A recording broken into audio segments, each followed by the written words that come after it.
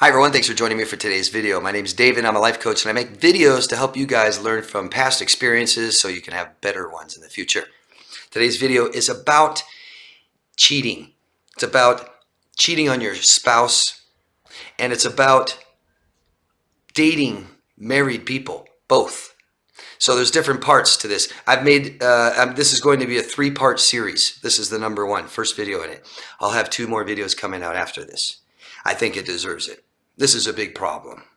A big problem. I'm a life coach, and I help people with relationships. You could call me an emotional life coach. You could call me a relationship life coach. I help people heal from past abusive relationships, and the way to do that, we have to know how to have good relationships in the future. We can't just give up. We can't stop. The problem is we're having problems in relationships. We have to know how to solve those problems. Today's video is about the psychology of this, the psychology of infidelity. Some people call it betrayal, cheating, straying, adultery, being unfaithful, two-timing, having an affair. Here's the definition: a violation of a couple's emotional and or sexual exclusivity that commonly results in feelings of anger, sexual jealousy, and rivalry. Now, what constitutes cheating are the terms that are set by the couple. Now, something extremely common, this is extremely common that I come across helping clients in relationships, is this manipulation of reality of what the relationship is. Are we dating? Were we together right now? Nope, I broke up with you, then I had sex with someone, so it wasn't cheating. It's just so common. How many of you guys experienced that? I sure have. Or you catch them cheating, they say, no, I broke up with you right before that. And you're like, no. Yeah, remember we had a fight? Okay, we lived together. You left and cheated on me, and it's all good because you claim you broke up with me. Awful, awful stuff. And I'm going to get into, today's about psychology. Tomorrow will be more about the damages of this. And then Saturday, I believe that's right, Thursday, Friday, Saturday, the third series should be about identifying people who are unavailable, right? Married. And what we can do about it. So, Kimmel and Vandervern says that men are sexually unsatisfied that cheat on their spouse, and women that cheated on their spouse are emotionally unsatisfied. Women tend to be more mature than men, because this is good on the surface, but really men and women need emotional connection. They need their emotional needs met. It's more important than sex, except to the immature person, man or woman.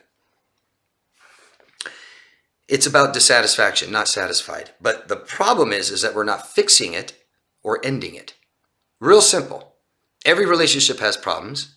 We fix them. If we can't, if we're not trying hard enough, or the other person isn't trying to, or we try so hard it's just not getting fixed, then it's over. It's over. But what's happening is people are seeking outside satisfaction, outside of the marriage. But there are different factors to this. Your parents may be cheated. We learn what relationships are, what marriage is, and stuff like this from our parents. So maybe you didn't learn that. Maybe someone who does this, who cheats on their spouse or dates married people, maybe they didn't have very good role models. Maybe it was thought to be okay to cheat. Maybe dad cheated all the time and mom allowed it. Maybe culture. Maybe culture has some effect on this. Liberal views, more liberal ideologies will support this kind of thing. Sexual past. If you have a very, lots of lovers in your past, it's a little bit harder to stay true to your spouse. Cheating. Once you're, the term, once a cheater, always a cheater. I'm not going to condemn anybody. We all make mistakes. But someone who cheats on their girlfriend in high school at 16 years old is a whole lot different than someone who cheats on their spouse and the mother of their children at 46. A lot different, isn't it? less moral values, maybe just more social too, maybe just constantly, out there all the time, being asked out all the time, your job or something. Old age has a little bit of a factor to do with it. And of course, self-esteem. This is my opinion. We sometimes resort to our evolutionary ancestry way of doing things. I think, now this is not to be a debate about evolution. I respect anybody who believes in creationism, that we were not evolved. But if you do believe in evolution, you could look at some of our closest relatives, right? Chimpanzees and stuff like this. That is just a hair off from us. Basically, all they do is they're just violent sexual animals. Literally, they're just in the trees having orgies and beating the hell out of each other. Really, really, it's true. And so I think that's kind of how we were. As you go farther and farther and farther back, we're more promiscuous, right? And now we're trying to become more monogamous. And I believe that that is very important in society. Very, very important. But why people date married men and women? Why do we do that? This is something extremely common with people with personality disorders. The cheating on the spouse is extremely common. And I'm not saying everybody, and this is cluster B. Psychopath, sociopath, narcissist, histrionic, and borderline. Extremely common cheaters, right? The highest. If anyone was to say, well, if you're supposed to label a group or a type of person, cluster B personality disorder, cheater. There'll always be problems. They'll never be fixed. What does that tell you? You think they're just ending every relationship that doesn't work out in 6 months? No. Borderlines are notorious, so are histrionic, for searching unattainable people. It always reminds me of like the cute high school crush, or 13, 14-year-old girl that's got a crush on a 45-year-old man. I have younger sisters, and I remember when they were that age, and they'd have pictures of Tom Cruise on their wall, and I'm just like, is this even appropriate? Like, I hope there's no 13-year-old girls with pictures of my face on the wall. It's like weird. Unattainable. Unavailable. And I think that's an important word, unavailable. Men, well, let's say Freud's psychology, right? Men are finding someone like their mother. And if you're just supposed to look at, another mother, right? Already married.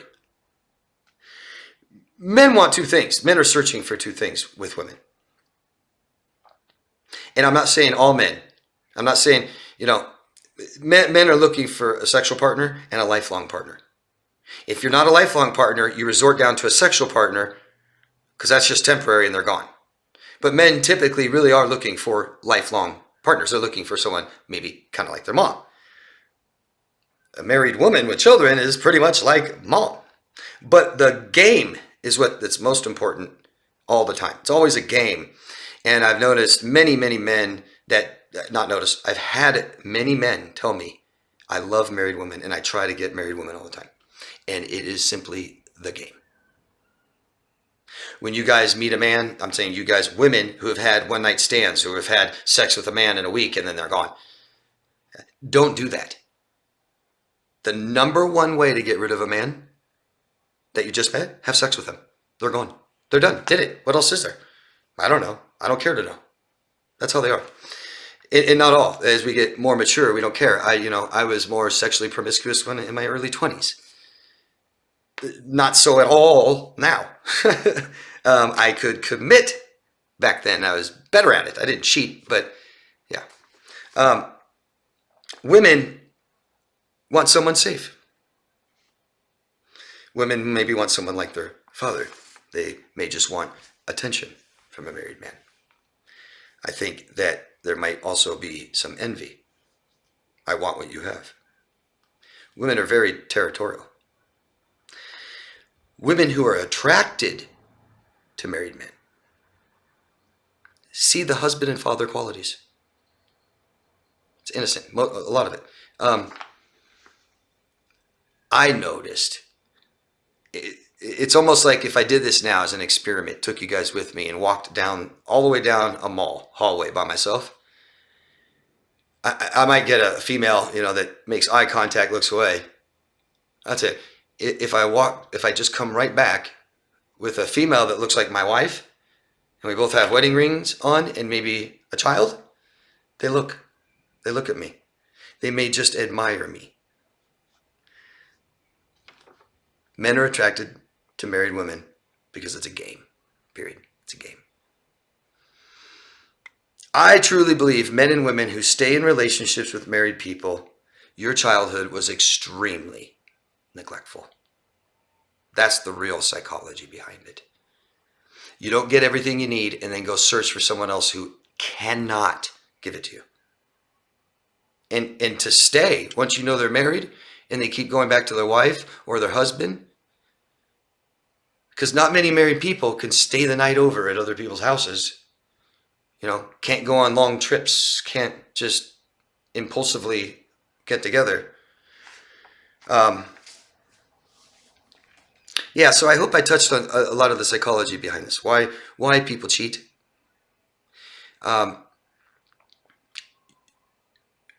Our values are a big part of who we are. Big part of our true authentic self, what we value. And I hope, and I know that most of us have morals at the top of that list. Your morals should be planted firmly in the ground. They should become principle every day in everything you do. When you pick those up and move them out of the way, it just gets easier and easier and easier to mistreat people, to lie, to have no integrity, to be disrespectful, to not respect yourself. It gets easier. If you cheat on your first marriage, you're more likely to cheat on your second and your third. That's why I preach in a lot of my videos to be mindful of what we're doing and to exhibit who we are, show who we are, and don't let people change you. Don't compromise those values. It just gets easier and easier to do so. I think a lot of this, is about our childhood, isn't it? What we learn morally, what we see, what we're aware of and not aware of. This stuff is extremely damaging. It's damaging to yourself. It's damaging to relationships, people around you. It's damaging to society. I'm going to get into that in the next video, part 2 of this series, and then I'll have part 3 come out afterwards. It should be every day, today, tomorrow, and Saturday.